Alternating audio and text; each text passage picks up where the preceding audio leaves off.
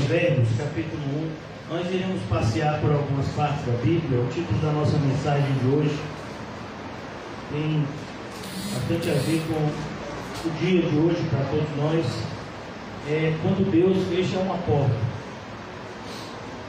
É motivo de bastante reflexão o momento em que nós estamos vivendo, não só o momento da pandemia, mas o momento, a realidade que a nossa igreja enfrentou ao longo desses 10 anos e principalmente ao longo dos últimos anos, né?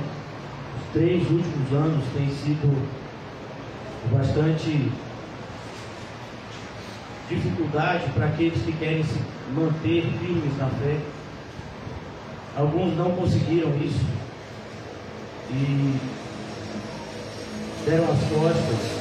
Outros, na verdade, evidenciaram aquilo que já estava no seu interior, que nunca tiveram qualquer compromisso com o Senhor Jesus e nem desejam tê-lo. E é para essas pessoas em especial que a mensagem de hoje deve ser ouvida, talvez pela última vez.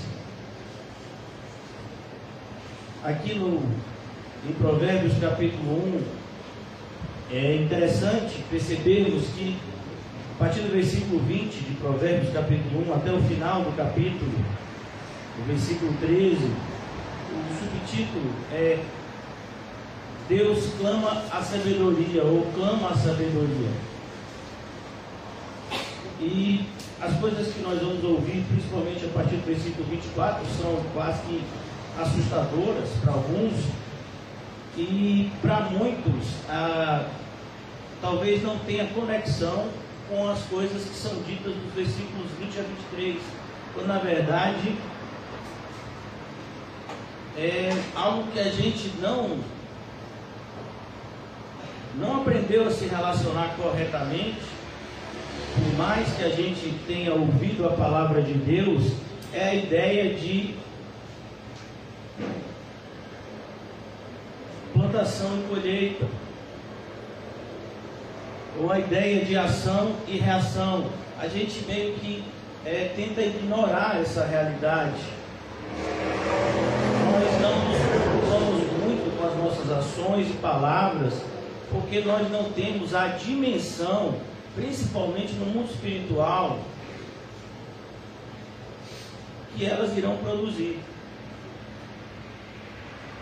A Bíblia vai dizer, por exemplo, que em relação à palavra, a falar, que o homem seja apto para ouvir e tardio no falar.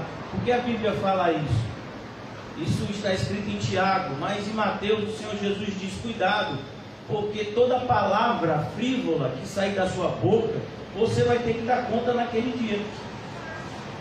Então imagine, se a gente vai ter que dar conta até das palavras que saíram da nossa boca. A Bíblia fala que a gente vai ter que dar conta dos pensamentos. Ah, eu nunca adulterei, mas você pensou. Ah não, eu só pensei, mas isso também é pecado. Eu nunca matei ninguém, mas eu desejei o mal a tal pessoa, isso é pecado. Então, a gente não gosta muito dessa ideia, e a gente percebe isso a partir das nossas autoridades, pois o povo é reflexo dos seus líderes, e os líderes, na verdade, eles governam segundo o interesse do povo. Aí você diz assim: não, pastor, não é assim não, a gente mora num país onde a corrupção assola, onde a corrupção domina. Eu sei, os políticos, a grande maioria são corruptos, é claro, mas e quem coloca eles lá? Você acha que são o quê? Quem vota em determinado político porque recebeu um saco de cimento, ele é o quê? Quem vota em determinado político porque asfaltou a sua rua, porque mandou asfaltar a sua rua, quando na verdade é uma obrigação, paga-se imposto para isso. Então os políticos, eles são um reflexo do povo.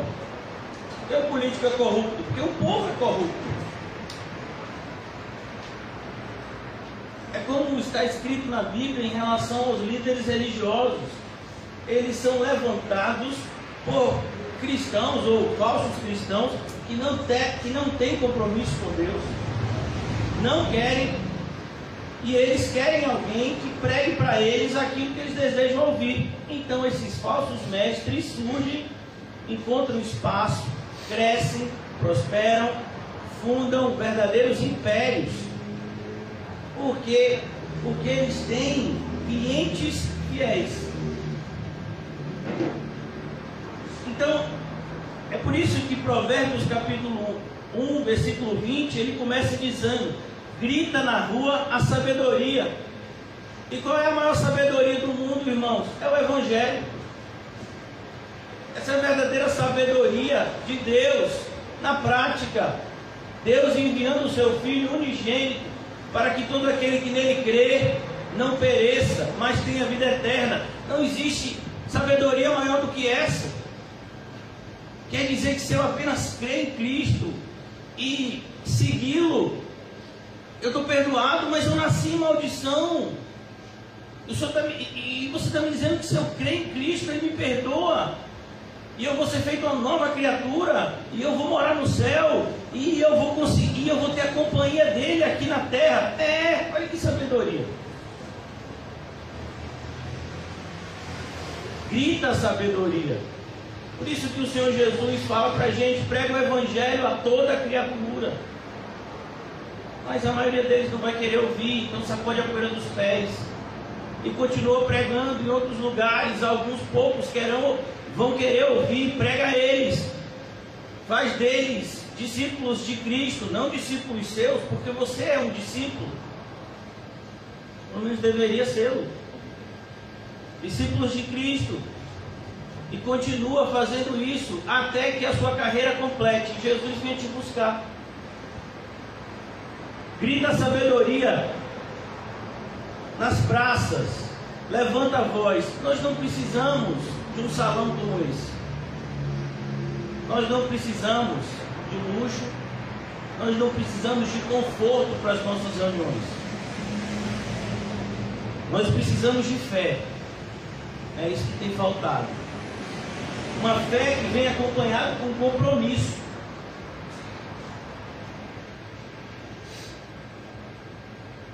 Aqui ele está gritando nas praças, no alto dos muros clama. Perceba, ele sobe em lugares altos, lugares aonde as pessoas estão passando, e ele fala para elas. A maioria delas não vai dar nem sequer atenção a ele, mas algumas vão dar. Como Paulo, quando pregou no Areópago. Paulo não estava pregando no Areópago, Paulo estava pregando em praça pública. E então aquelas pessoas começaram a ficar curiosas em relação à doutrina que Paulo pregava e levaram ele então ao Areópago. O Areópago era uma espécie de salão onde os filósofos, apresentavam as suas teses, e o apóstolo Paulo então é levado para lá. Mas o que acontece? A maioria dá risada do que o apóstolo Paulo falou, despreza aquilo que ele falou. Alguns poucos creram. O número sempre foi esse, irmãos. Do alto do muro clama, a entrada das portas e das cidades, profere as suas palavras, onde o povo passa. Até quando, honestos, amareis a necessidade? A ideia é que, até quando, ó estúpido, você vai amar a estupidez? Até quando, falto de sabedoria, você vai amar a ignorância? E a ideia aqui não é uma ignorância qualquer, não é o fato de você falar errado, não é o fato de você não saber a língua portuguesa, não é o fato de você não fazer as contas direito. Não, a sabedoria aqui é a sabedoria de Deus. A verdadeira sabedoria é temer a Deus e seguir os seus mandamentos. Então o que ele está dizendo é: você que não tem crido em Deus, que não tem demonstrado essa fé por meio de ações, até quando você vai viver desse jeito? A entrada das portas e das cidades, profere as suas palavras. Até quando, honestos, amareis a necessidade? E vós, escarnecedores, desejareis o escárnio. Eu acho bastante interessante muito interessante como as pessoas elas tendem a justificar a sua falta de compromisso com Deus. E para mim, irmãos, para mim, enquanto cristão, isso é um escárnio. Então, recentemente, uma pessoa, sabendo que eu expus publicamente o erro dessa pessoa, me mandou uma mensagem dizendo: não me trate como uma pessoa desviada, não sei o que. E eu respondi, né, como eu achei que deveria responder. E eu fico imaginando assim, eu falei: meu Deus. A pessoa disse assim: eu não estou indo para a igreja porque o meu irmão, que é médico, ele disse que eu não deveria ir, e eu estou seguindo o conselho médico. Então agora, se você apresentar um atestado médico, você pode deixar de ser crente? Eu não estou se levando a minha cruz porque eu tenho um atestado médico, eu tenho problema de coluna, então eu não vou carregar minha cruz, tá certo? Eu não vou negar tudo porque eu tenho um atestado médico aqui que diz que eu tenho que viver com determinado conforto, porque senão eu vou morrer. Meu irmão, todos vamos morrer. Ou você acha que você vai viver para frente, para sempre? Para mim isso é um escárnio, sabe por quê? Rita está ali.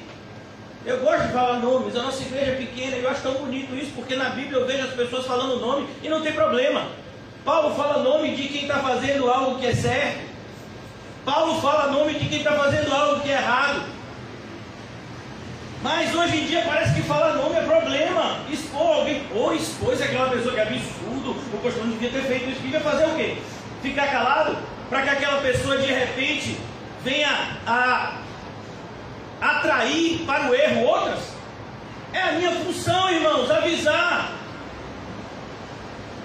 Então a gente tem o irmão Calmon, a esposa dele está ali sentada. O irmão Calmon, pense em todas as comorbidades que o coronavírus, né, atinge. Problema de coração, teve problema de fígado, de rim, de não sei o que, tudo que você imaginar. E aí ele pegou o Covid, ele só não veio para a igreja hoje porque ele está em quarentena. Mas a esposa dele não faltou um culto. Se tinha alguém que podia dar atestado médico, era ele, desde o primeiro dia. E muito pelo contrário, ele estava sempre lá nas segundas-feiras, e está sempre lá nas segundas-feiras nos recebendo. Muitas vezes ele vem direto do trabalho, suado, na maior alegria. E com a sua esposa não é diferente. Por que eu estou falando isso? Porque quando alguém vem para mim justificar que não tem compromisso com Deus, isso para mim é um escárnio com aqueles que têm. É escarnecer de quem está renunciando a tudo para seguir a Cristo. E chega alguém e diz: não, é porque no meu caso, no seu caso é o quê? Você está querendo dar carteirada, é isso? É porque eu sou filho de fulano de tal, então assim, eu não preciso respeitar essas ordens. É sério. Se tinha alguém que podia dar carteirada, era Jesus, e ele não fez isso. Ele não era só filho de Deus, ele era o próprio Deus. Ele diz: não, deixa o pessoal tratar como quer tratar. Então eu vejo um monte de desculpa, quando na verdade o que devia haver era: esforçai-os por entrar pela porta estreita. Porque um dia essa porta estreita que você está desprezando, ela vai estar fechada. E aí você vai querer entrar, não vai poder mais. Ela está fechada. E agora? O que você acha que aconteceu com as 5 virgens nécias da parábola lá de Mateus 25? O que você acha que é o exemplo delas? Sabe, esses dias eu sempre fico muito assustado quando eu leio a Bíblia e ouço pregações bíblicas. Eu disse até para minhas filhas que todos os meus professores, eles estão no céu. Todos aqueles que me ensinam a palavra de Deus, eles já faleceram aqui no mundo e estão na glória. Eu creio assim que estão na glória. Porque eu não encontro aqui hoje, na nossa geração, pelo menos assim, a gente só conhece as pessoas que têm um pouco de fama, a gente não conhece pessoas, né? Infelizmente, as pessoas santas de verdade, elas não vão ter fama, graças a Deus por isso. Então assim, do ponto de vista daquilo que é conhecido, A gente não tem bons exemplos hoje na liderança evangélica. Particularmente eu não sinto nenhum pastor moderno hoje. Para mim, todos eles estão vendidos ao sistema religioso. Talvez essa minha posição seja uma posição radical, mas eu prefiro continuar seguindo a Cristo do que tentar seguir a homens que já deixaram de seguir a Cristo há algum tempo e externalizaram isso de maneira muito clara. Até quando, honestos, amareis a necessidade? Até quando, escarnecedores, desejareis o escárnio? E vós, loucos? Olha que loucura, irmãos. É loucura você trocar um tempo aqui na terra pela eternidade no céu. Isso é loucura. É como você trocar R$1 por 1 milhão. Isso é loucura. Isso é estupidez. Você está trocando alguns anos aqui na terra por uma eternidade no céu ou no inferno. Não está vendo a loucura que isso é? Essa grande loucura, irmãos, e a palavra louco aqui significa falta de sabedoria. Loucura na Bíblia não é, eu já expliquei isso para vocês, a ideia de louco na Bíblia não é usado muitas vezes no contexto que a gente usa diariamente, como pessoas que têm problemas mentais. Não, a ideia de louco na Bíblia é uma pessoa que não está pensando direito, está fazendo escolhas erradas. Por exemplo, um homem rico, que colheu uma grande colheita. Era tão grande a colheita que não dava para guardar no seu celeiro, então ele disse para si mesmo: vou fazer um celeiro maior ainda. Todos vocês conhecem essa parábola. Como é que Deus chama esse homem? Louco. Faltou sensatez para essa pessoa. E vós, loucos, aborreceis o conhecimento. Que conhecimento é esse? É o conhecimento do coronavírus? É o conhecimento científico? É o conhecimento filosófico? Não, é o conhecimento da revelação de Deus por sua palavra.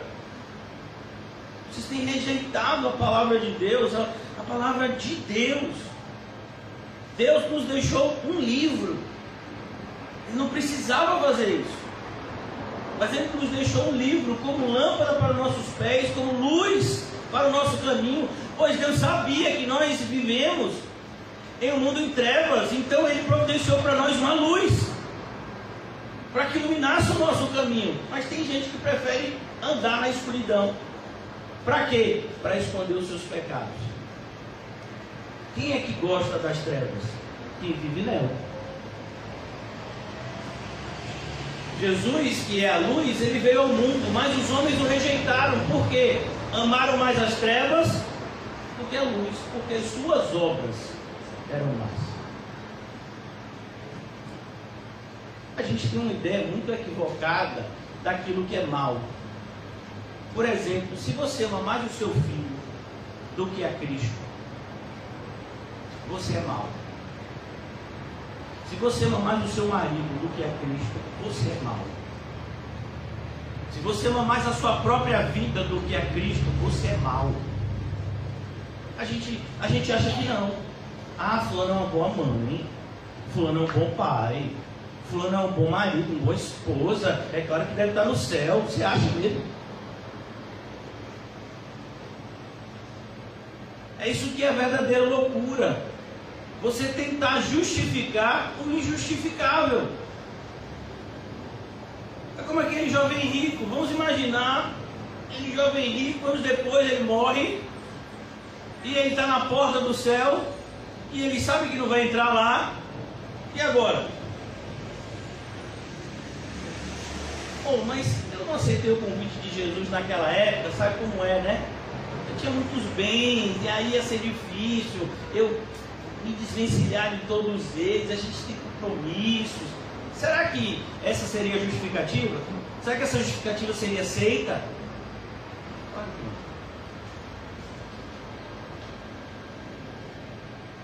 Mais uma vez, irmãos, as pessoas morrem todos os dias. As pessoas morriam antes do Covid, todos os dias. E a grande questão, pelo menos a grande questão para a igreja de Cristo, é fazer uma diferença para que essas pessoas não vão para o inferno, mas possam ir para o céu. Pregue a palavra para isso. Por isso é loucura, irmãos, quando nós estamos tão envolvidos com os assuntos terrenos e nós deixamos em segundo plano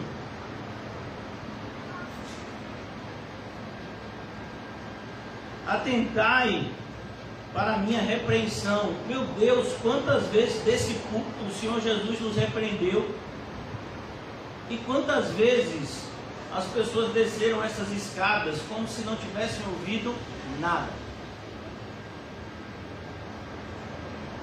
O culto terminou, muitos ficaram de cara fechada, alguns saíram rapidamente, como é costume de alguns aqui. O culto termina, 30 segundos a pessoa já foi embora. Graças a Deus para essa pessoa, não vai ter mais essa tortura de vir ao culto para ouvir o que não quer ouvir. Então a pessoa é repreendida, a pessoa ouve coisas duras, mas é impressionante como entra pelo ouvido, sai pelo outro. Aí a pessoa desce a escada, parece quando ela chega lá embaixo da escada, essa escada que tem poucos degraus. Mas quando desce esses poucos degraus, chega lá embaixo, parece que não ouviu nada. Essa percepção não é só minha, outros homens de Deus tiveram essa percepção. Um deles foi Spurgeon. Spurgeon, quando ele teve essa percepção, ele chorou. E ele disse uma frase: o mesmo fogo que amolece a cera, endurece o barro. O mesmo sermão vindo da parte de Deus, de repreensão para a salvação, ele quebranta o coração do pecador arrependido, mas ele endurece o coração do pecador que não está arrependido, a tal ponto de que a pessoa se acostuma àquele tipo de sermão.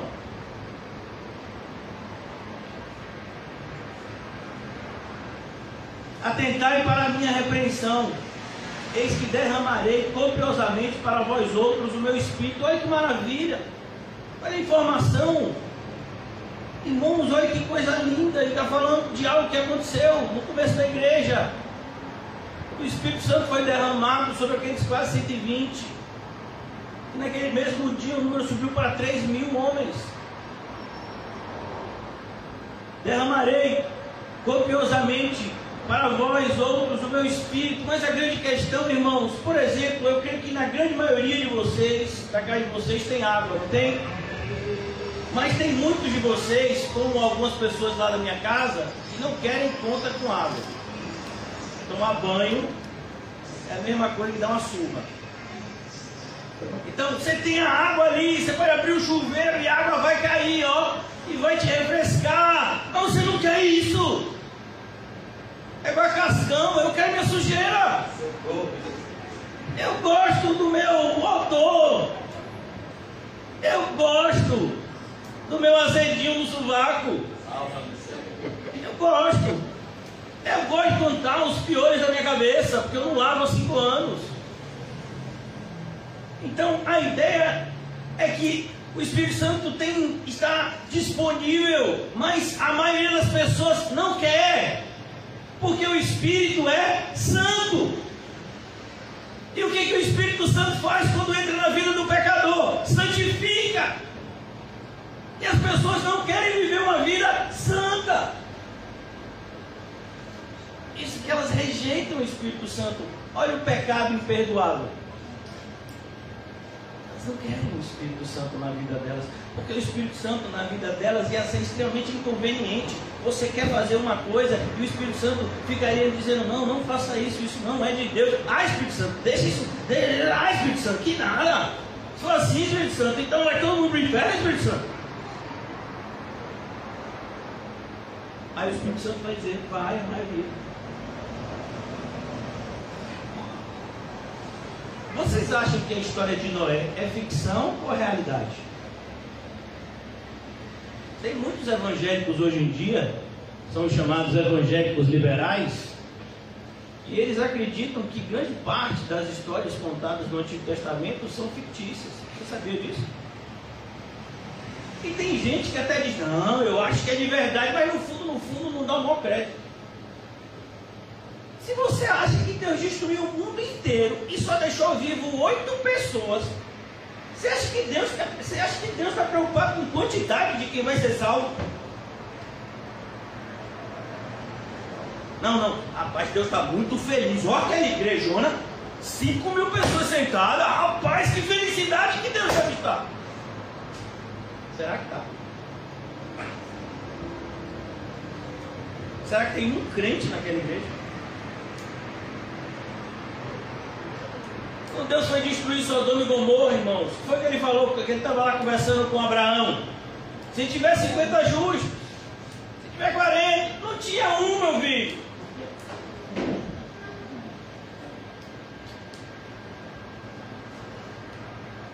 Na nossa geração hoje, você encontrar alguém que tem um compromisso sincero com Deus, meu Deus, é como procurar agulha no palheiro. Alguém que você converse 10 minutos com essa pessoa, que essa pessoa não fale de política, dinheiro e assuntos seculares. Fala sobre isso. Ninguém está preocupado com o céu, com o inferno, em ser mais cheio de Deus.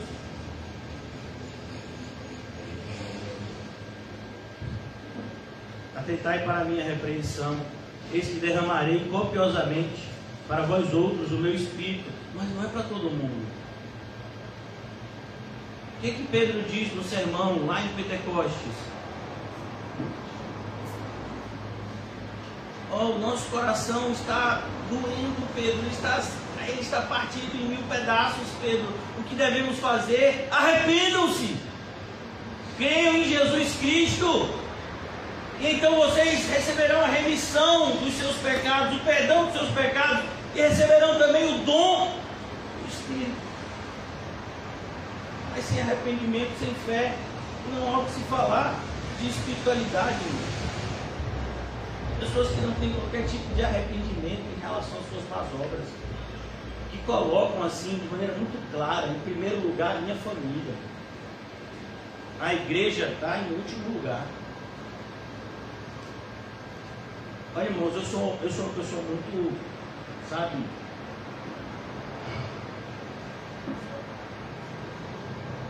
eu sou uma pessoa muito chata, né, do ponto de vista do mundo, né? Muito chata em relação à Bíblia. Então, quando uma pessoa diz assim para mim, por exemplo, pastor, hoje eu não fui para a igreja porque eu tive que ficar tomando conta do meu neto, do meu cachorro, do meu vizinho, do filho do meu vizinho, não está me dizendo nada. Quer dizer que tomar conta de um parente, de um ente querido, é mais importante do que o seu compromisso com Deus? É isso mesmo que você está me dizendo?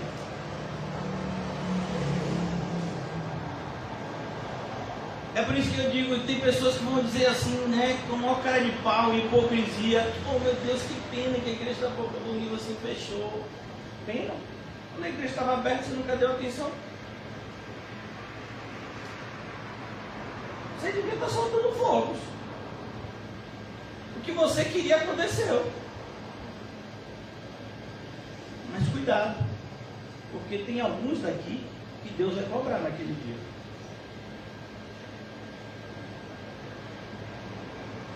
Mas porque clamei e vocês se recusaram. Deus clamou. Irmãos, há quase 10 anos Deus tem clamado. Clamar significa falar em alta voz. Deus clamou, porque clamei. E Deus não precisava fazer isso. Por que Deus está se esforçando tanto para salvar a gente, Deus? Porque eu clamei e vocês se recusaram. Vocês se recusaram a ouvir. Quantas vezes eu clamei? Várias pessoas fazem e faziam, não sei se continuam fazendo, chacota de mim pelas costas, dizendo assim: parece que esse pastor só sabe dizer renuncia a tudo, tome a sua cruz e siga Jesus. Graças a Deus eu sou conhecido por isso. Meu Deus, para mim isso é misericórdia pura. Porque se você lembrar de mim, e eu passo que você lembrar de mim, você lembrar dessas 3 palavras, dessas 3 frases, a minha vida já valeu a pena. Rapaz, toda vez que eu olho para a cara daquele infeliz, eu lembro ele dizendo para mim, gritando igual maluco: renuncia tudo, tome sua cruz, siga Jesus. vezes eu lembro disso. Rapaz, a pessoa nem gosta de lembrar a cara dele. Essa é a ideia de clamar. Porque clamei e vocês recusaram. Vocês recusaram. Eu disse para vocês, abandonem a tudo. Vocês deram foi risada. Não vou abandonar em nada. Eu quero é mais. Eu quero mais alegria, eu quero mais dinheiro, eu quero mais satisfação carnal, eu quero é mais esse negócio de abandonar. Que nada. Porque estendi a mão. Olha a ideia. Deus chegar ao ponto de estender a mão e não houve quem atendesse. Você já imaginou? Quando você estende a mão para cumprimentar alguém e a pessoa deixa sua mão no ar. Essa expressão. Eu estendi a mão. Quantas vezes, pela palavra, Jesus fez isso? Irmãos, arrependam-se hoje, vamos ter a nossa vida transformada. E a vida nunca se transformou. Antes rejeitastes todo o meu conselho e não quiseste a minha repreensão. Olha que coisa. As pessoas, elas não rejeitam partes da Bíblia, elas rejeitam a Bíblia, porque tem partes da Bíblia que a gente gosta. Por exemplo, quem é que não gosta de ouvir o Senhor é meu pastor e nada me faltará? Até o ímpio gosta de ouvir essa frase e bota. Mas a ideia é que o Senhor não é o seu pastor ímpio, o Senhor é pastor daqueles que são ovelhas dele. Aí as minhas ovelhas ouvem a minha voz e me seguem. Se você não é um dos seguidores dele, você não é ovelha dele. Portanto, essa frase, essa promessa não é para você. Mas a pessoa bota lá, debaixo de uma vã confiança, de uma vã esperança. Então aqui, ó, vocês rejeitaram todo o meu conselho, porque a Bíblia, ela só pode ser recebida desse jeito. Ou você crê nos 66 livros da Bíblia, ou você não crê na Bíblia. O que não pode acontecer é o que está acontecendo nos nossos dias, que as pessoas, elas vão à Bíblia como uma pessoa que vai no supermercado, escolhe os versículos que gosta e deixa de lado os que não gosta.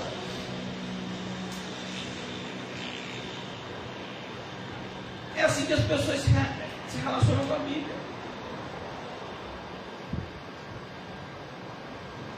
Então, quando ele diz, olha, vocês rejeitaram todo o meu conselho, porque o conselho de Deus, ele é algo único, ele é algo uno, ele não pode ser dividido. Olha, eu creio no Antigo Testamento, mas eu não creio no Novo. Não, eu acredito no Novo, mas eu não acredito no Antigo. Não, eu acredito nisso. Quando eu vou conversar com determinadas pessoas que se dizem cristãs, outro dia eu fui conversar, poucos anos atrás, a igreja estava mesmo começando, eu conversei com uma pessoa, a pessoa disse, sou cristã, eu disse, você lê a Bíblia e você lê os Salmos. Mas Salmos até o ímpio lê. Salmos até o ímpio canta. Sim, você nunca leu o Evangelho? De vez em quando eu leio assim uma passagem ou outra. Eu tenho na minha casa a caixinha de promessas.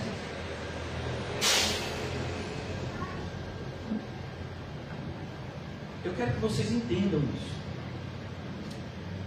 Antes rejeitastes todo o meu conselho. Vocês rejeitaram a Bíblia. Mas eu nem li a Bíblia toda, então você tem duas culpas. Porque era a sua obrigação ter lido.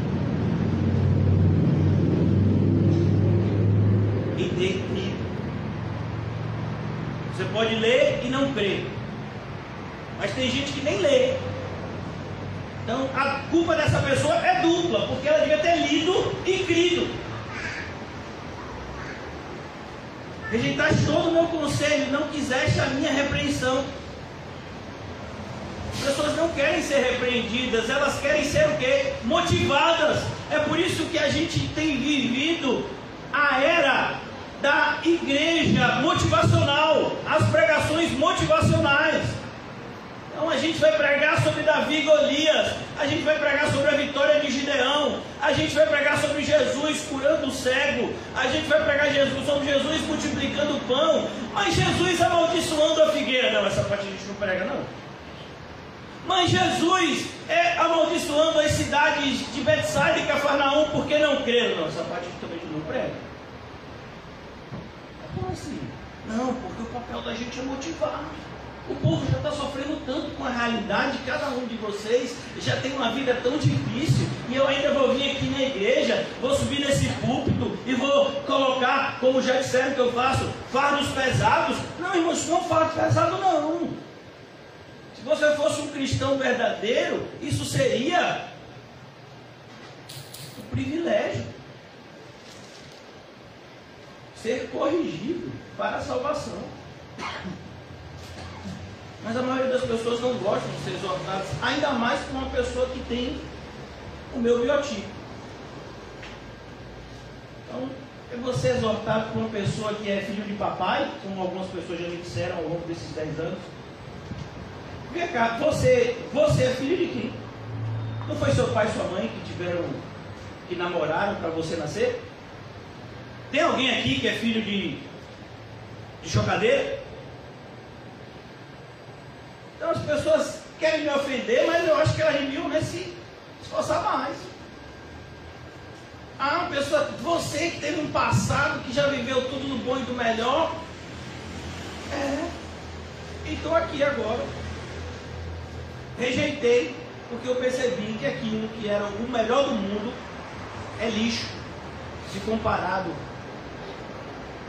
com a palavra de Deus. É uma palavra de cruz, mas é maravilhosa, porque reduz em salvação. Aquilo que muitas pessoas olham para mim e veem como demérito, para mim é um presente de Cristo. O apóstolo Paulo via assim. Então, para muitas pessoas é difícil. E imagine para as pessoas ouvirem a repreensão dura de Jeremias. Esse menino está falando para a gente. Ao sair das fraldas, era o que pensava de Jeremias. E ele veio aqui na porta do templo pregar desse jeito. Capítulos 7 a 10 do livro de Jeremias, Deus manda Jeremias pregar na porta do templo contra os religiosos. Você já pensou, irmão?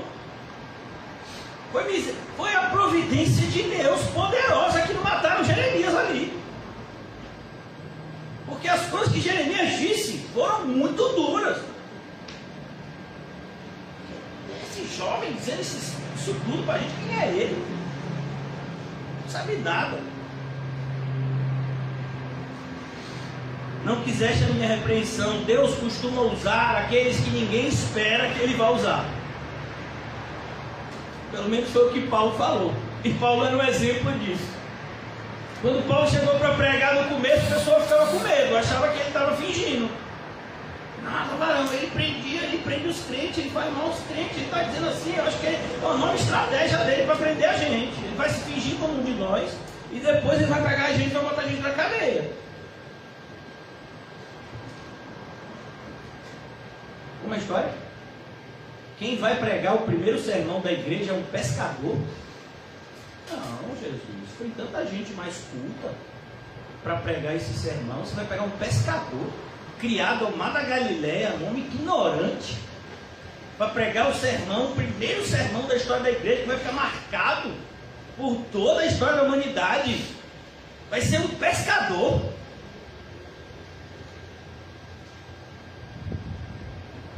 Como a história de Jesus, você vai pegar um homem de 80 anos, um simples pastor de ovelha, para libertar o povo do Egito. Assim, Jesus.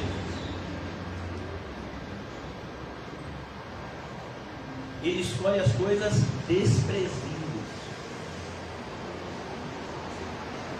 Está escrito na Bíblia, se você já leu. Vocês não quiseram a minha repreensão. Olha, quem não quer a repreensão de Deus, olha o que acontece. Eu já vou caminhar para a conclusão, irmãos, devido do horário. Também eu me rirei da vossa desventura. Você já imaginou essa face de Deus? Olha, tem muitas pessoas que leem esse versículo e ficam assustados. Como assim? Deus vai rir? Mas a ideia aqui, irmãos, é porque nós somos carnais demais, muitas vezes, para ler a Bíblia. A ideia do riso de Deus não é um riso de satisfação porque as pessoas estão sofrendo, mas é a ideia de um Deus que se satisfaz com a sua própria justiça, porque ela é justa. A justiça de Deus é a única justiça que é justa. A justiça dos homens é uma justiça altamente falível e corrupta. Mas a justiça de Deus é justa e santa. Então Deus está dizendo: eu me satisfarei com a minha justiça. Que justiça? Quem planta, colhe. Essa é a justiça de Deus. Todo aquele que crê em Cristo será salvo. E quem não crê já está condenado.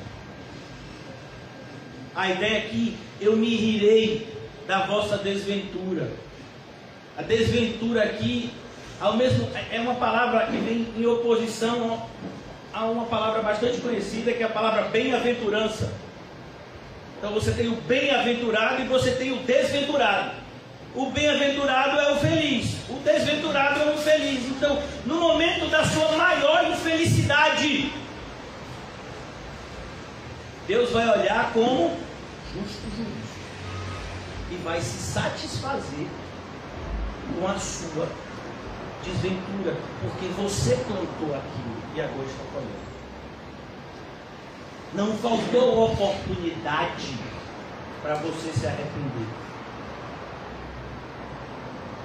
Eu me rirei da vossa desventura e em vindo o vosso terror. O terror, irmãos, todas as vezes que eu leio essa passagem, eu sempre conecto na minha mente aquelas pessoas que ficaram do lado de fora da arca. Você imagina o terror de você ver a água só subindo, subindo, subindo, subindo. E aí você vai para os lugares mais altos. Não, vamos subir na montanha, vamos subir no prédio mais alto do mundo. Vamos subir, vamos subir. Não adianta. A água cobriu os montes mais altos do mundo. Você imaginou isso? Tudo aquilo que você botava confiança.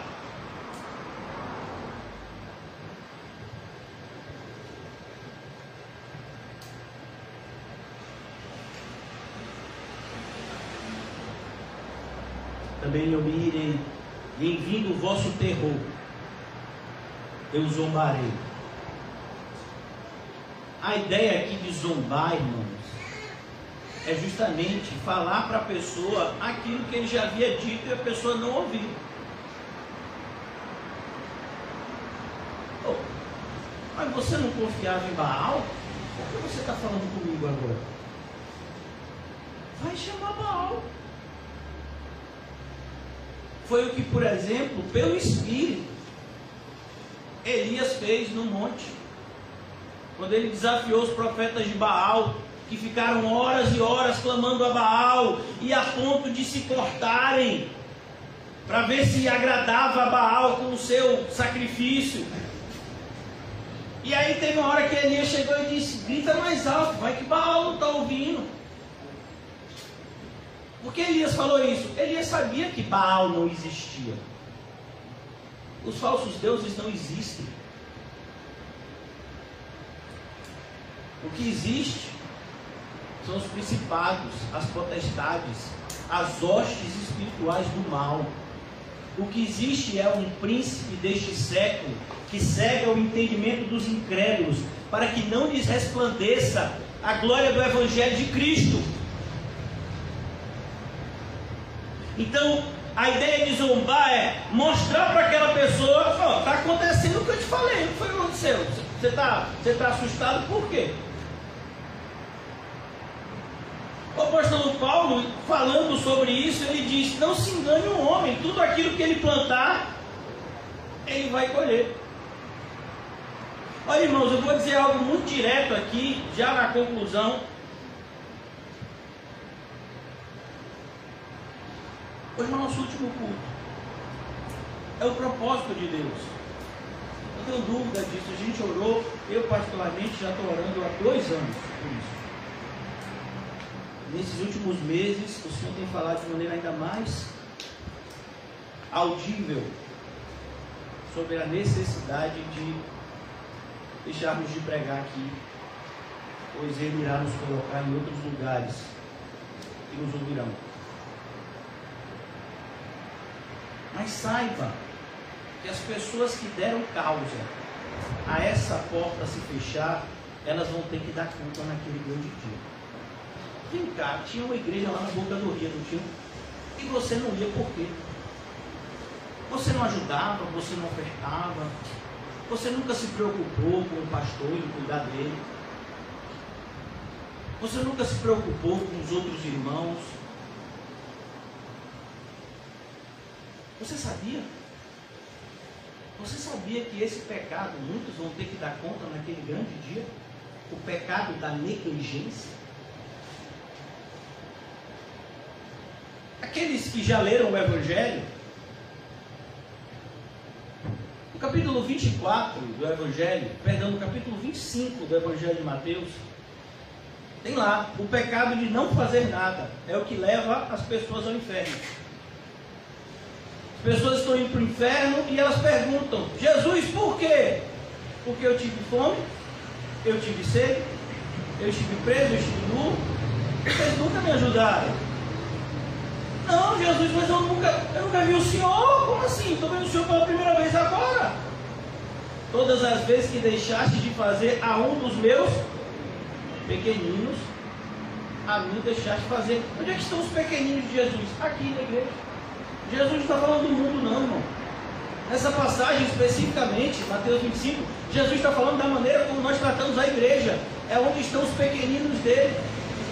Aqueles que foram salvos, foram trazidos para o aprisco e que muitas vezes foram maltratados pelos seus próprios irmãos, que deveriam cuidar uns dos outros. A Bíblia diz: aquele que tem mais, que não tenha nada sobrando, para que aquele que não tem nada, ou aquele que colheu pouco, não lhe falte nada, em tudo haja igualdade. É o que diz a Bíblia. Então, Deus vai cobrar, irmãos, de algumas pessoas. Deus vai cobrar, inclusive, de pessoas que já saíram da igreja, que saíram da igreja deixando uma marca de rebeldia, uma marca de agressividade contra aqueles que defendem o Evangelho. São esses que a Bíblia diz que são os cães, os maus obreiros, os da falsa circuncisão. Paulo coloca assim em Filipenses: cuidado com os cães, cuidado com os maus obreiros, cuidado com os que são da falsa circuncisão. Muitos vão ter que dar conta naquele dia do que está acontecendo hoje. Não se esqueça. 21/3/2021. Esse dia, muitas pessoas vão ser lembradas quando estiverem lá em cima do juízo. Envindo o vosso terror como tempestade. Como é que uma tempestade chega, irmão? De maneira que ninguém espera. Ela é imprevisível. Quando chegar a tempestade, envindo a vossa perdição como um redemoinho. Você já viu como é um redemoinho? Ele vai puxando para o fundo do mar. Quando vos chegar o aperto e a angústia, porque vai chegar, irmãos. Não se engane.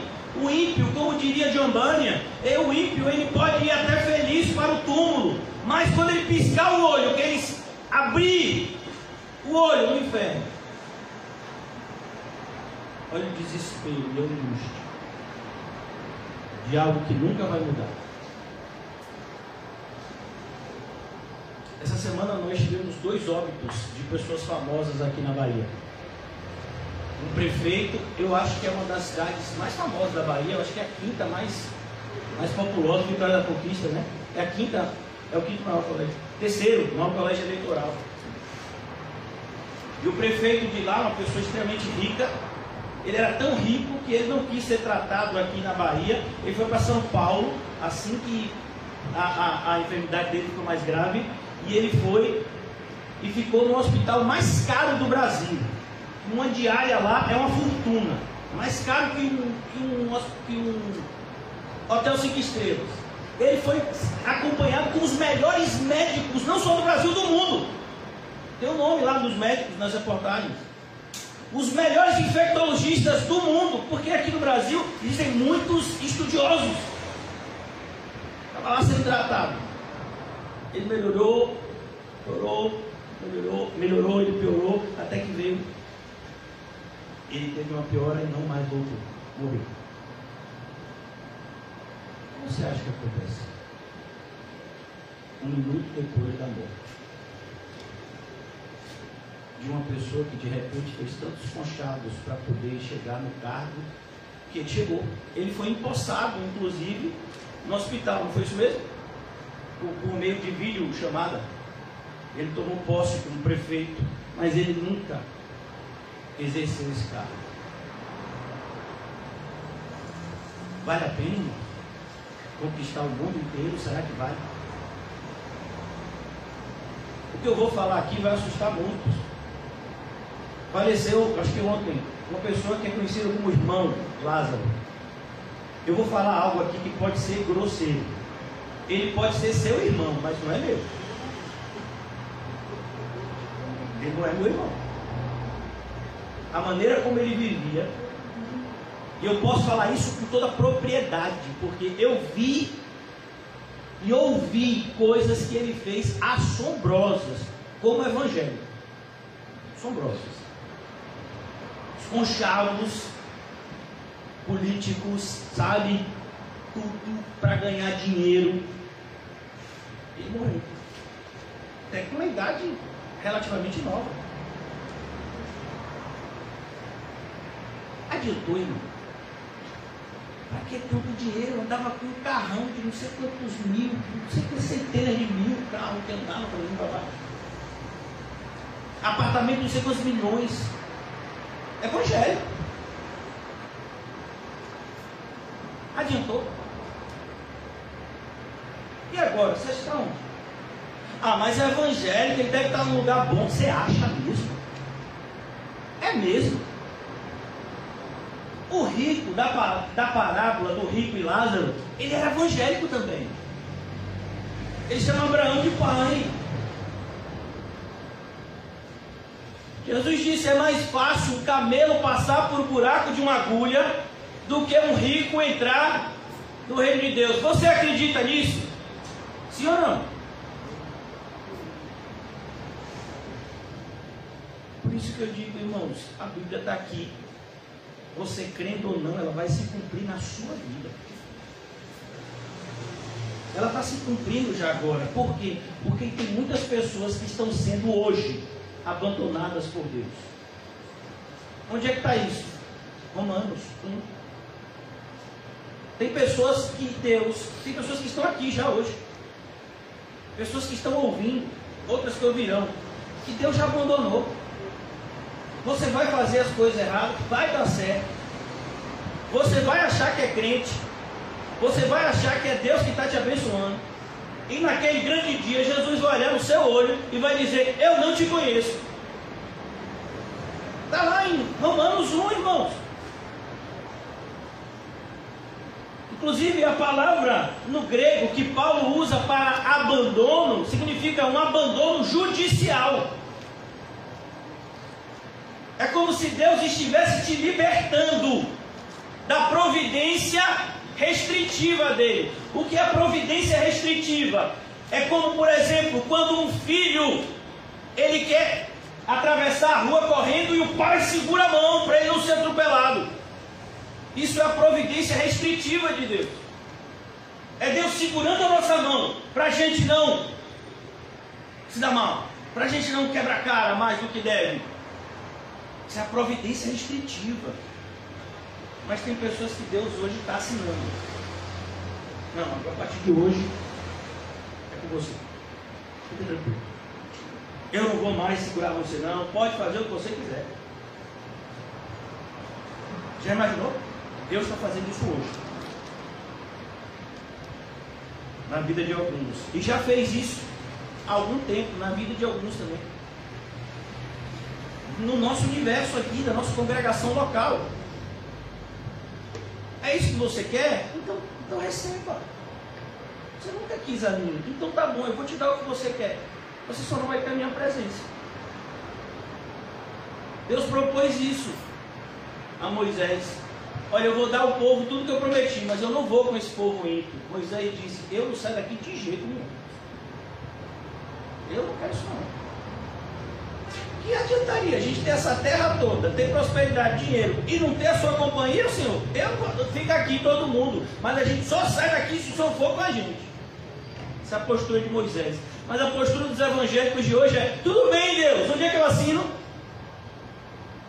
O Senhor vai me dar o que eu quero? Ah, então eu assino aqui. Eu sempre achei mesmo esse negócio de igreja chato mesmo. E nada. Ficar ouvindo o problema dos outros, ter que se preocupar com os outros. Que nada. Não quero nada disso pra mim, rapaz.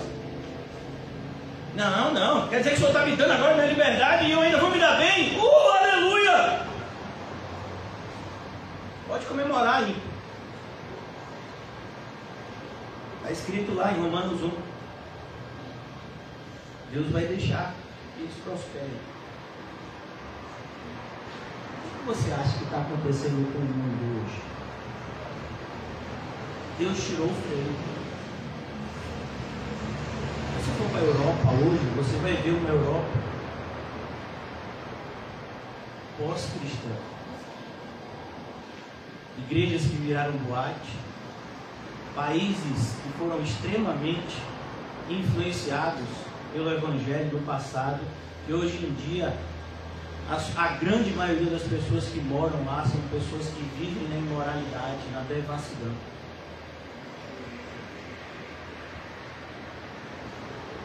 Mas são chamados países de primeiro mundo, países ricos, países que têm até uma determinada civilidade. Se você deixar o seu celular na rua, no outro dia você voltar, está lá, ninguém pegou.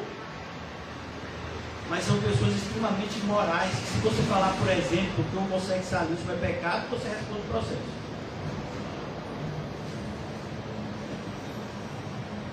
Então, é um mundo. Isso já está acontecendo no mundo. E começa pela igreja o juízo de Deus. Uma das maiores provas do juízo de Deus é justamente o abandono. Tem uma hora no livro de Jeremias, aliás, tem dois momentos no livro de Jeremias que Jeremias disse, que Deus diz a Jeremias: Jeremias, pare de orar. Pare. Eu já rejeitei. Eu não vou fazer nada mais.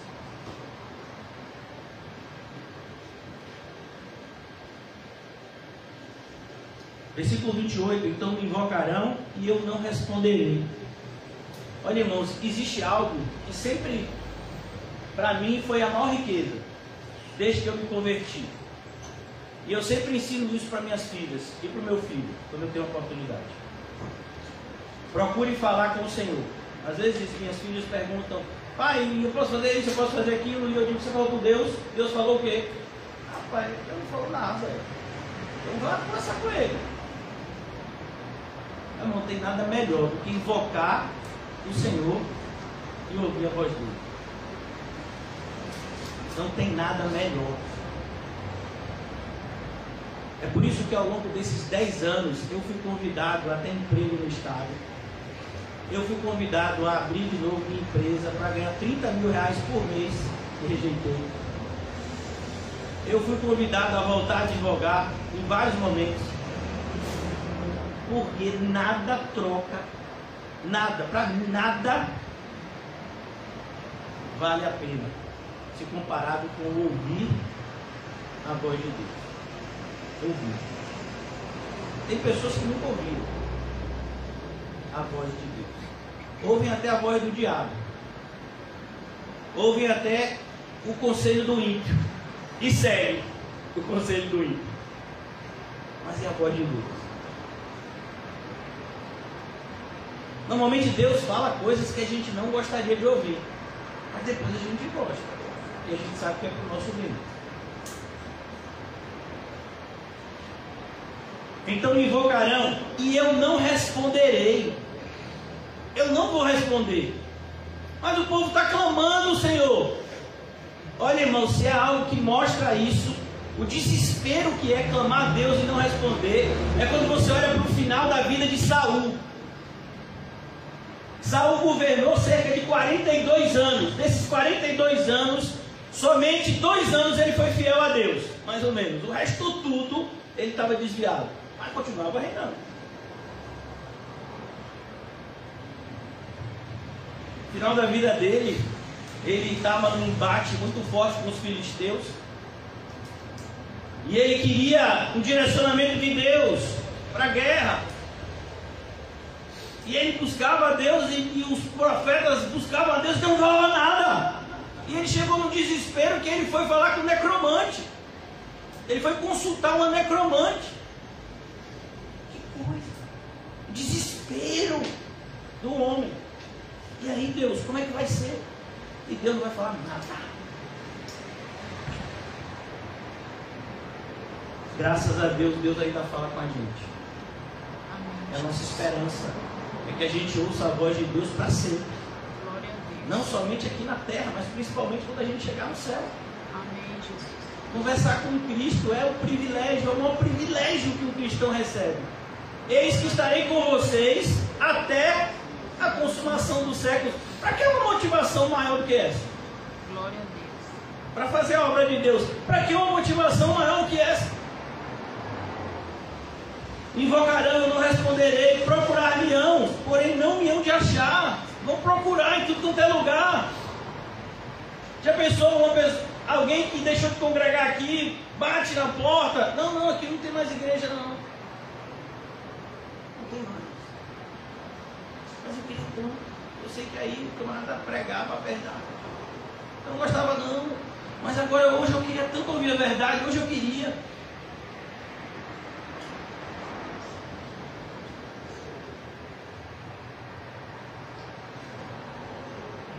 Versículo 29. Porquanto aborreceram o conhecimento e não preferiram o temor do Senhor. Aborreceram o conhecimento. A ideia é, você ouve uma pregação e você fica jururu. Você fica achando que nada, não volto mais lá, que nada. Tudo que está falando ali, eu sei que é bíblico, mas também não pode ser assim. Não pode ser assim. Mas se é bíblico, tem que ser assim.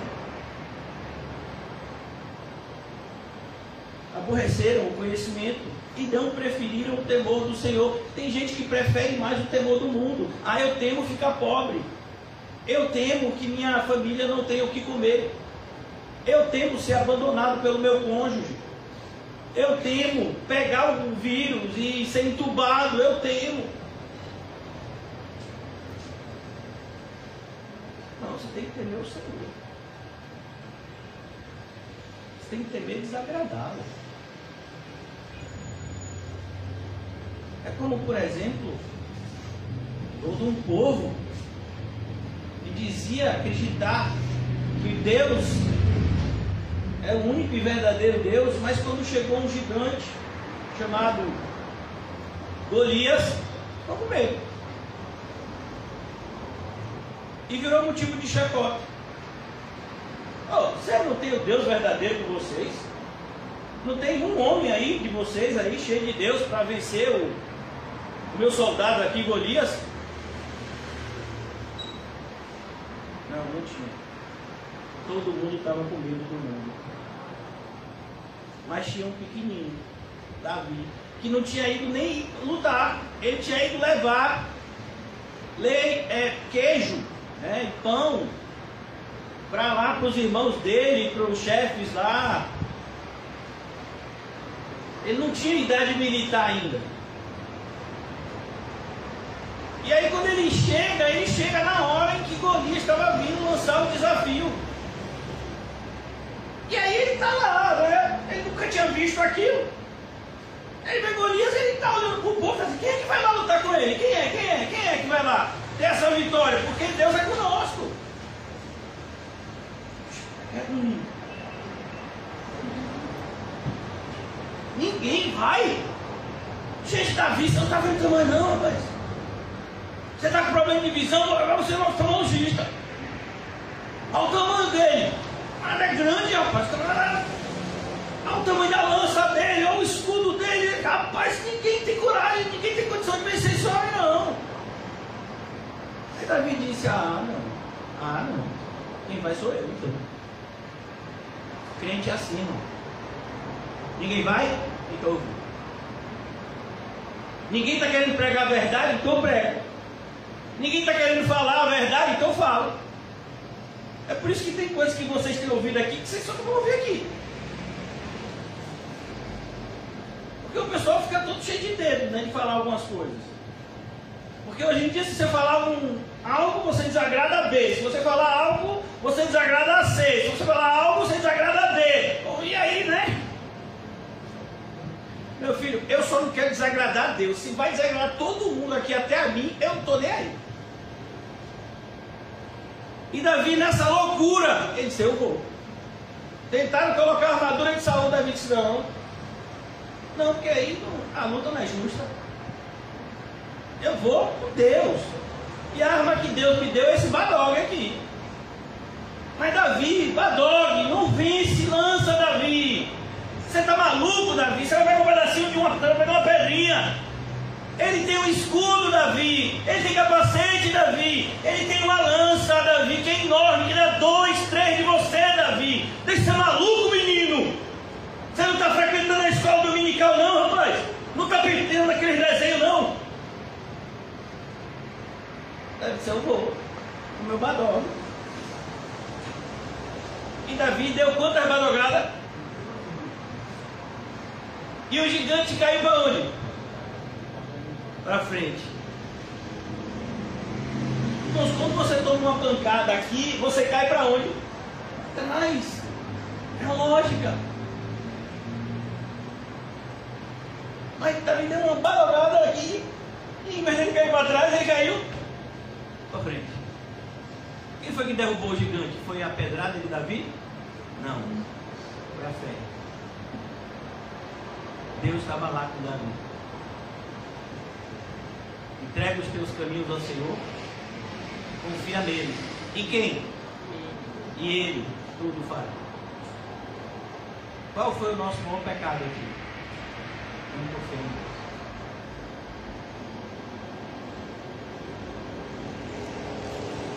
Então me invocarão, eu não responderei, procurar-me-ão, não onde me achar, porquanto aborreceram o conhecimento e não preferiram o temor do Senhor, não quiseram o meu conselho, Quantas vezes a gente já aconselhou as pessoas a não fazerem determinadas coisas, elas vão lá e fazem.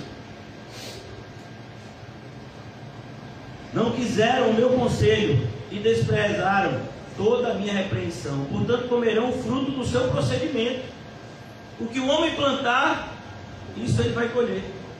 E dos seus próprios conselhos se fartarão. Os nécios são mortos por seu desvio. Os loucos, a sua impressão de bem-estar, os leva à perdição.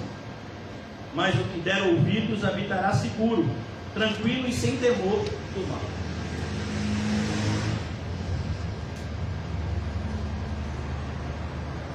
Mas o que der ouvidos, olha como termina. Você ouve o que ouve, mas perceba que Deus ainda está com a mão estendida. Mas o que der ouvido habitará seguro. Você tem que dar ouvido. Quando as cartas são escritas lá no livro do Apocalipse, todos os apóstolos tinham sido mortos, martirizados, todos eles. Só tinha o apóstolo João vivo. E mesmo assim ele estava num lugar que era por muitos chamado inferno na terra, a ilha de Patmos.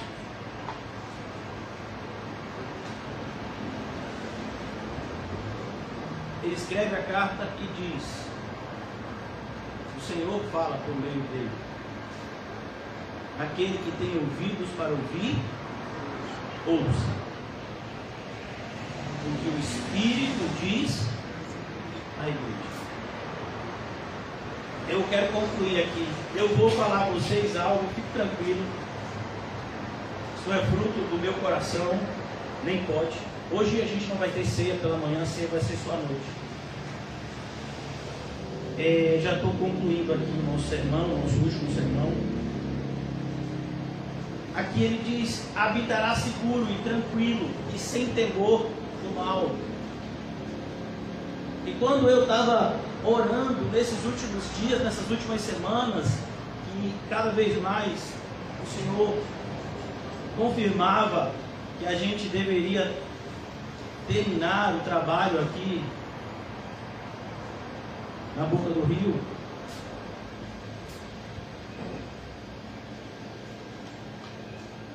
o Senhor me mostrou essa igreja, essa congregação local aqui, agora, como a de Sardes. Não sei se vocês já leram as cartas das igrejas.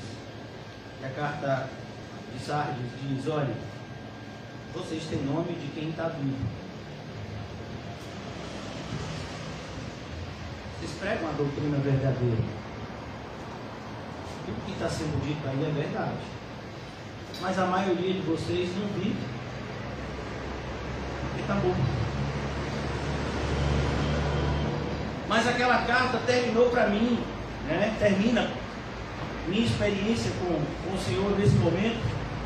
O direcionamento que o Senhor me deu foi o mesmo direcionamento que Ele deu ao pastor da igreja de Sardes. Tens aí, porém, alguns poucos que não contaminaram as suas vestes. Toma conta deles. Esse foi o direcionamento que eu recebi do Senhor. Na semana passada eu falei, para você ver como o pastor fala e entra por um ouvido e sai pelo outro. Semana passada eu falei: olha, irmãos, em vista que a igreja está fechando aqui na boca do rio, procure o irmão Quinho, o irmão José, dê o nome e o telefone, que a gente vai entrar em contato em relação, se a gente for direcionado por Deus implantar uma igreja em outro lugar, a gente vai mandar um zap para você, tentar entrar em contato de alguma forma, se você de fato se enxerga como membro dessa congregação local, é a nossa responsabilidade. Então, nunca chegou para mim essa lista. Alguém deu o nome para vocês? Mas não chegou para mim essa lista. E hoje é o nosso último encontro aqui. E eu vou dizer para vocês assim, com toda paz de espírito, eu preguei o que o Senhor mandou pregar. E ao longo desses 10 anos,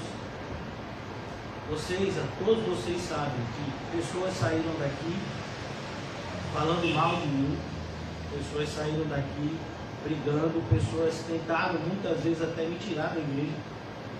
Vocês sabem disso.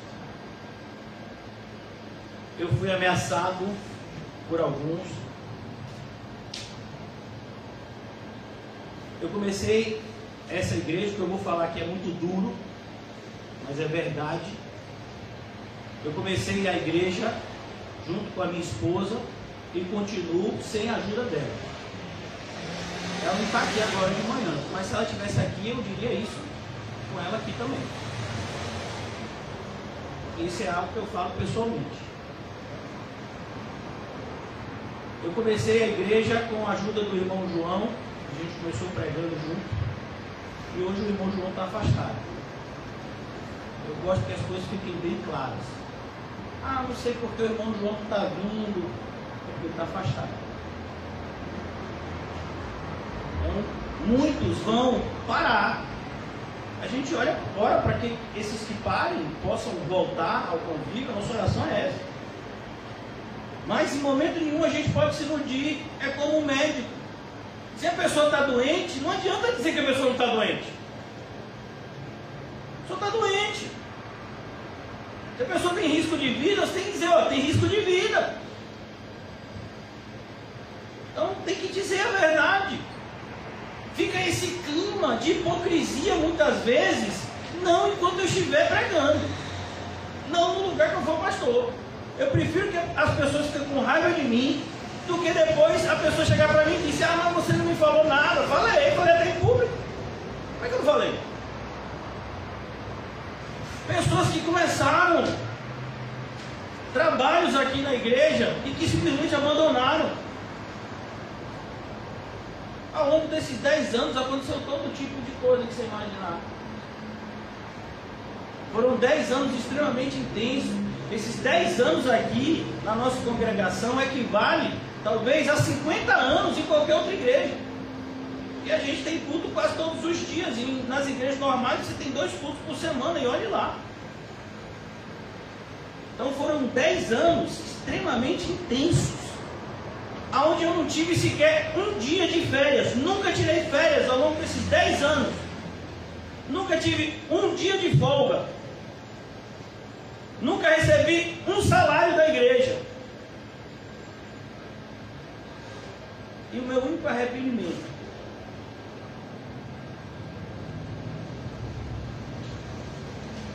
é muitas vezes, quando eu tive ações com determinadas pessoas, eu estou dizendo, depois que o culto terminou, não falar para essas pessoas determinadas coisas. E eu pretendo nunca mais fazer isso. Às vezes a gente deixa a emoção falar. Não, como cristão não posso. E é esse exemplo que eu quero dar para vocês. Fale a verdade, porque pode ser a última oportunidade. Então, existem pessoas no nosso meio que não são cristãs, não são ímpias, vivem de maneira ímpia, amam o mundo, as coisas do mundo, mas elas estão, como o próprio Senhor Jesus disse, no meio dos cristãos. E a gente tem que ter a coragem de discernir a luz e as trevas, e a perseverança de andar na luz.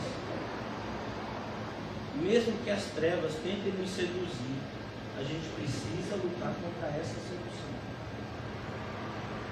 Eu oro para que essa mensagem fique no coração de vocês. A gente vai continuar se reunindo no Alto das Pombas. As reuniões no Alto das Pombas são terça, o irmão José prega, sexta e domingo à tarde sou eu. Só que eu quero deixar essas informações antes da gente orar. A partir do próximo domingo, lá no Alto das Pombas, eu vou avisar isso hoje à noite lá. Não vai ter mais um culto à noite. Uma vez que nós não temos os cultos aqui, a gente vai ter agora apenas um culto no domingo e vai ser às 10 da manhã. Às 10 da manhã. Justamente para dar mais tempo para aqueles que se deslocando de outros lugares quiserem chegar lá. Vai ser 10 da manhã, um só. Então não vai ter mais um culto de domingo à noite no Alto das Pombas. Vai ter lá no Alto das Pombas um culto que vai ser às 10 da manhã.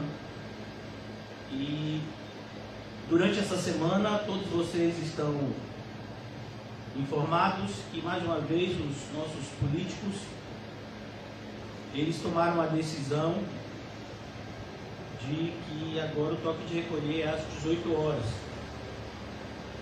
Então, uma vez que o toque de recolher é às 18 horas, os nossos encontros serão às 16 horas. Né? Terça e sexta, pelo menos, às 16 horas, 4 horas da tarde. De 4 às 5, para poder dar tempo das pessoas retornarem aos seus lares. Aqueles que não puderem ir, que não quiserem ir, fiquem bem à vontade. Agora, a igreja não pode deixar de pregar e a gente também não tem nenhum tipo de direcionamento de desrespeitar as normas, apesar de elas serem abusivas, mas são normas que ainda nos permitem exercer o nosso cristianismo, e nós não temos que desrespeitar as normas humanas para obedecer a Deus, ainda nesse caso, pois não estamos sendo proibidos de congregar, apenas está havendo uma restrição de horário. Eu quero deixar isso claro, porque muitas vezes a pessoa diz: ah, pastor, desrespeita em algumas vezes e outras vezes ele respeita, porque é assim mesmo. Se a norma nos colocar contrário à palavra de Deus, a gente não vai levar nem em consideração ela. Mas essa norma, especificamente o toque de recolher, por uma providência divina, ele autoriza o funcionamento dos cultos religiosos, restringindo apenas o horário. Então, uma vez que o próprio Deus disse que quando depender de nós devemos ter paz, então os cultos vão continuar acontecendo e a gente vai haver apenas uma mudança de horário. Eu sei que para muitos vai ficar mais difícil de ir, para alguns talvez, né, não dê para ir, mas o culto é que não pode deixar de existir. E a gente também não tem direcionamento de expor o Evangelho, e nem os irmãos desrespeitando normas que nesse primeiro momento ainda não necessitam ser desrespeitadas, porque não estão nos proibindo de cultuar a Deus.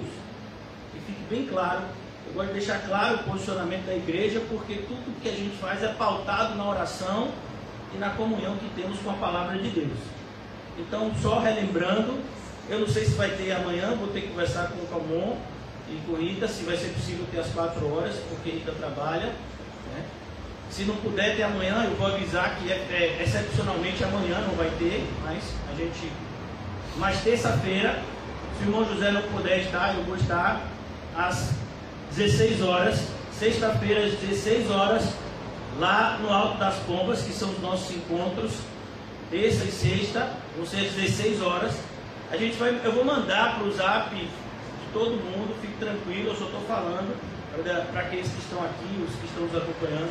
E domingo, a partir do próximo domingo, nós vamos ter um culto por semana, que é 10 horas da manhã. Todo mundo entendeu? Amém. Então pronto. Dito essas coisas, vamos orar. Agradecendo ao Senhor, porque a gente só tem que agradecer. O privilégio de termos 10 anos nesse espaço para aprender a palavra dele e para praticar o nosso cristianismo livremente. Obrigado, Senhor, por tudo que o Senhor fez, faz e fará nas nossas vidas e através dela. Tem misericórdia, Senhor, daqueles que se esfriaram e retrocederam.